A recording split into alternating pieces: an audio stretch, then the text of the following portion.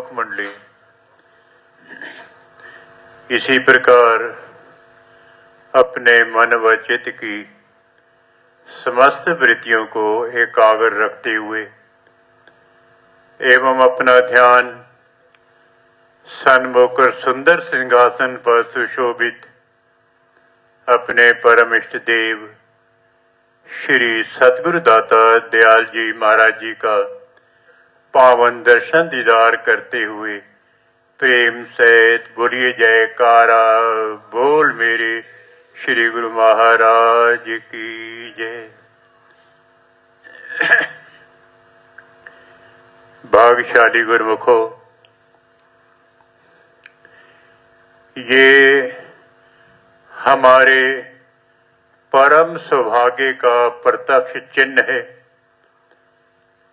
जो हमें वक़्त के महापुरुषों की चरण शरण मिली और नाम और भक्ति की कमाई करने का हमें अवसर मिला। आप कई बार सत्संग के अंदर श्रवण कर चुके हैं कि वक़्त के पूर्ण महापुरुष जीवों के कल्याण के लिए अवतार धारण करते हैं और जो भी गुरुमुख जन उनके पावन श्री चरण कमलों के अंदर आते हैं उन्हें नाम और भक्ति के धन से माला माल कर देते हैं। और ये जो दुर्लभ संजोग है, इसकी महिमा का वर्णन करते हुए परम संत श्री कबीर साहब महाराज जी के अनन्य शिष्य हुए हैं। उन्होंने अपनी वाणी में लिखा है कि भक्ति प्रभाव मिटी सकल, धर्मदास की पीर, कोट जन्म के पुण्य से सतगुरु मिले कबीर। धनी धर्मदास जी लिखते हैं कि मुझे वक़्त के महापुरुष परम संत श्री कबीर साहब महाराज जी का संजोग मिला। ये करोड़ों जन्मों की शुभ कमाई का प्रताप है।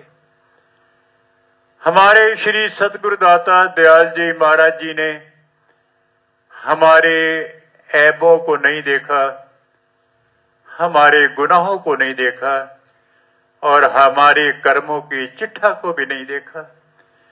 अपने पावन चरण कमलों की छत्र छाया के अंदर हमें जो पनाह दे दी, ये महापुरुषों का हान जीवों पर अनंत अनंत उपकार है। जीवों के कल्याण के लिए दिन रात प्रयत्न करते हैं। अपने पावन तन पर अनेक कष्ट सहन करके भी उनका केवल एक ही मिशन होता है कि जीवों को सत मार्ग पर लगाना, सच्चा राह दिखाना और उस कार्य की तरफ प्रेरित करना जिस कार्य के लिए ईश्वर ने यहां पर भेजा है। जो भी गुरुमुख जन महापुरुषों की शरण में आते हैं उन्हें समय समय पर यथा योग अनुसार सेवा भी बख्शते हैं। कोई गुरुमुख जन चरणों में आता है तो श्री सतगुरुदेव महाराज जी का ये हुक्म होता है कि आपके जिम्मे ये सेवा है। चाहे वो सेवा कितनी कठिन से कठिन क्यों ना हो, और दिल में सेवक ये ख्याल करे कि ये सेवा तो बहुत कठिन कार्य है, ये कैसे होगा। आज से कुछ दिन पहले हमारे श्री सतगुरुदाता दयाल जी महाराज जी ने दयाल धाम कृपा फरमाई और कुछ दासों को संबोधित करते हुए फरमाया भी आप जितने गुरुमुख जन हैं, 3-4 हैं, आपके जिम्मे एक सेवा है, आप उस सेवा को सरंजाम दो। तो हमने बैठ करके ये सलाह की ये कार्य तो बहुत मुश्किल है और ये कार्य इतना मुश्किल है कि श्री सतगुरुदाता दयाल जी महाराज जी के समय से ये कार्य जो है ये पेंडिंग पड़ा है और इसमें ना जाने हमें कामयाबी होती है कि नहीं होती है, ऐसा दिल के अंदर ख्याल आया। लेकिन ये मालूम नहीं था कि जो महापुरुष किसी सेवक की में सेवा लगाते हैं, साथ साथ शक्ति भी भर देते हैं, और जो भी कार्य होता है उनकी दया से होता है, उनकी कृपा से होता है। गुरबाणी के अंदर कथन आया है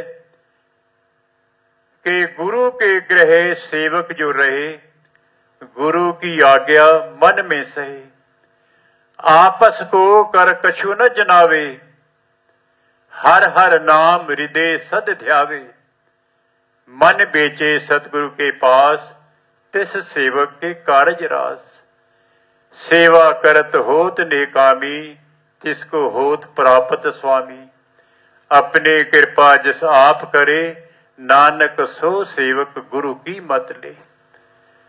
फरमाया कि जो सेवक है, जो सत्पुरुषों की शरण में आया है, उसका तो केवल एक ही कर्तव्य है कि सतगुरु की आज्ञा को सत सत कर माने।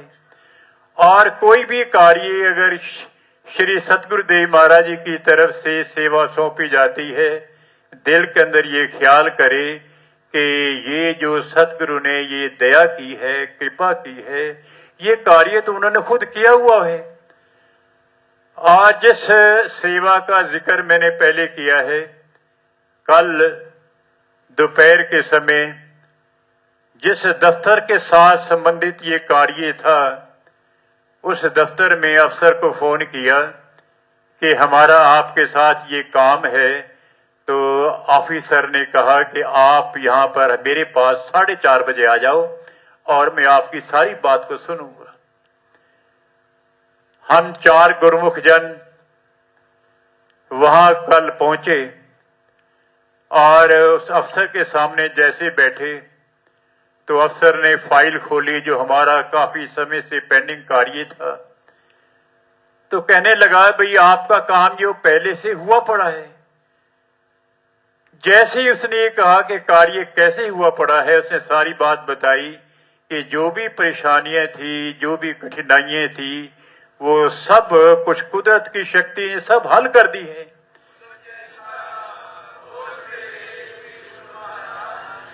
हमें दिल के अंदर ख्याल आया कि हम ये सोचते थे कि ये बहुत कठिन कार्य है।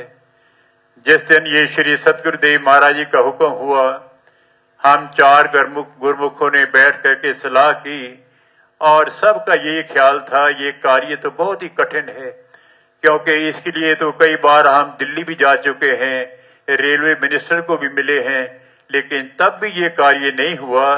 तो अब ये कैसे होगा? लेकिन सेवक का ये कर्तव्य है कि दिल के अंदर ये धारणा धरे कि जो सतगुरु ने आज्ञा की है, जो हुक्म किया है, ये तो हमारे केवल कल्याण के लिए है, वरना कार्य तो वो आप स्वयं ही करते हैं। आपने रामायण का इतिहास सुना होगा कि जब सीता की खोज के लिए भगवान श्री रामचंद्र जी महाराज जी ने हनुमान को लंका में भेजा। लंका जो समुद्र था, 100 योजन 400 कोस लंबा समुद्र था। सब जो है वानरगण बैठ करके भगवान के चरणों में बैठे हुए थे कि वह हनुमान जो है ना, वहां पर 400 कोस 100 योजन जो है समुद्र की लंबाई है, वहां कैसे जाया जा सकता है? तो हनुमान को याद कराया, हनुमान आपके अंदर बहुत शक्ति है। तो हनुमान को जब याद कराया गया तो उड़ करके जो है वो इतना लंबा समुद्र लांग करके लंका में पहुंचे और सीता की खोज करके वापस आए। लेकिन ये शक्ति उनको कहां से मिली?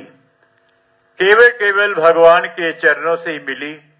और जब भगवान को वहां पर पहुंचना था लंका में, तो भगवान भी उड़ करके जा सकते थे, सभी वानर भी उड़ करके जा सकते थे, लेकिन भगवान ने फरमाया कि नहीं, एक पुल बनाओ, पुल बना करके इस पुल पर लांग करके हमें लंका में पहुंचना है। वास्तव में केवल एक ही राज था, इस सेवा करने से सेवकों को सेवा मिलेगी, क्योंकि ये सेवा ही एक ऐसा कल्याण है। मैंने एक पुस्तक के अंदर ये पढ़ा था कि एक बार एक संत लिखते हैं कि वक्त के महापुरुष अपने सेवकों को सेवा के माध्यम से भक्ति की बुलंदी पर ले जाते हैं। ये महापुरुष जो होते हैं अपने सेवकों को सेवा बख्श करके भक्ति की उच्चतम समाई पर ले जाते हैं। तो हमारा केवल यही कर्तव्य है कि हम अपने भाग मनाएं कि हमारा ऊंचा इतना भाग है कि उन्होंने हमें अपने चरणों के अंदर स्थान दिया, वरना हम किस योग थे। अगर हम अपने करनी की तरफ देखें तो हम वक्त के महापुरुष जो धुरधाम के वासी हैं उनके चरणों के पास बैठने के लायक भी नहीं है, लेकिन उन्होंने हमारे गुनाहों को नहीं देखा, अपने चरणों के अंदर जगह हमें दे दी। तो हमारा ये कितना ऊंचा भाग है। भाग तो क्या है बल्कि महापुरुषों की हम पर दया है। तो महापुरुष यही फरमाते हैं कि सेवा और सिमरन दो ऐसे एक भक्ति के मुख्य अंग है, जैसे एक पक्षी होता है दोनों परों की सहायता से उड़ता हुआ आकाश की ऊंचाई पर चला जाता है। इसी तरह से जो सेवक का ये मुख्य अंग जो है सेवा और सिमरन के पहलू पक्के हैं, वो भी भक्ति की ऊंचाई तक चला जाता है। तो हम अपने भाग मनाएं और श्री सतगुरु दाता दयाल जी महाराज जी का लाख लाख धन्यवाद करें। हम उनके आभारी हैं जो उन्होंने अपने पावन श्री चरण कमलों के अंदर हमें जगह दी और हमें दिव्य श्री दरबार की सेवा करने का अवसर दिया। तो हमारा ये कर्तव्य है कि उनकी आज्ञा और मौज के अंदर चलते हुए अपने जीवन को व्यतीत करें और भक्ति के जो 5 सरल साधन हमारे श्री सतगुरु दाता दयाल जी श्री पंचम पातशाही महाराज जी ने निर्धारित किए हैं, उन पर श्रद्धा सहित पालन करें और 2 घंटे भजन अभ्यास भी करें। इसमें हमारा भी कल्याण होगा, महापुरुषों की प्रसन्नता होगी। एक बार जो है मैं ये भी बात कहना चाहता हूं, हम श्री परम दयाल महाराज जी के पावन श्री चरण कमलों में यही विनय करते हैं कि हमारे श्री सतगुरु दाता दयाल जी महाराज जी हमेशा हमेशा स्वस्थ रहें, सकुशल रहें और मुस्कुराते रहें और इसी तरह हमें पावन दर्शन दीदार से निहाल करें, जैसा कि हम इस समय पावन दर्शन दीदार करके भक्ति के धन से माला माल हो रहे हैं। तो श्री परम दयाल महाराज जी की दया से हमारे श्री गुरु महाराज जी हमेशा स्वस्थ रहें, सकुशल रहें और मुस्कुराते रहें और हमें हमेशा हमेशा पावन दर्शनों से, पावन आशीर्वाद से और पावन वचनों से निहाल करते रहें।